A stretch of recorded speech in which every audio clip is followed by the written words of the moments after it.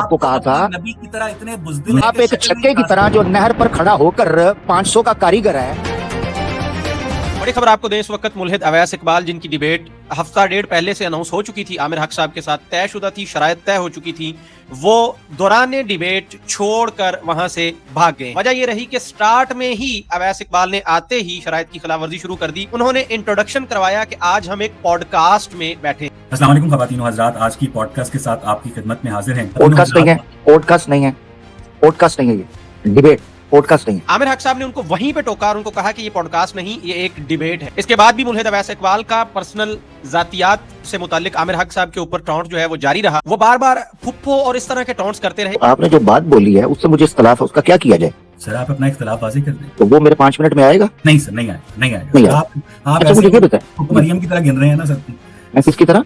फुप्पो मरियम की तरह, हाँ, फुप्पो मरियम की तरह गिन रहे हैं ना सर?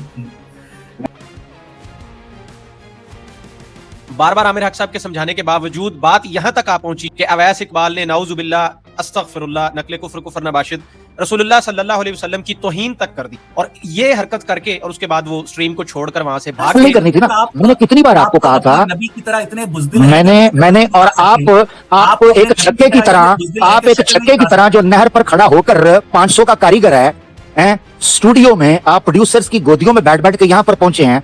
मैं चाहता था आपके साथ इल्मी बात हो, मैंने कहा था पहल नहीं करनी, आपने मेरे साथ पहल नहीं करनी। मैं तरीके से बात करने के लिए तैयार हूं। अगर आप दलील की हाँ किधर गए? मुग्या रोला, मुग्या। मुकम्मल डिटेल वीडियो आपको हमारे चैनल ज़ैतून एफएम लाइव के ऊपर मिल जाएगी। हम उसका लिंक भी कोशिश करेंगे नीचे देने, वरना आप यूट्यूब पे सर्च कर लीजिएगा ज़ैतून एफएम लाइव, आमिर हक वर्सेस अवैस इकबाल।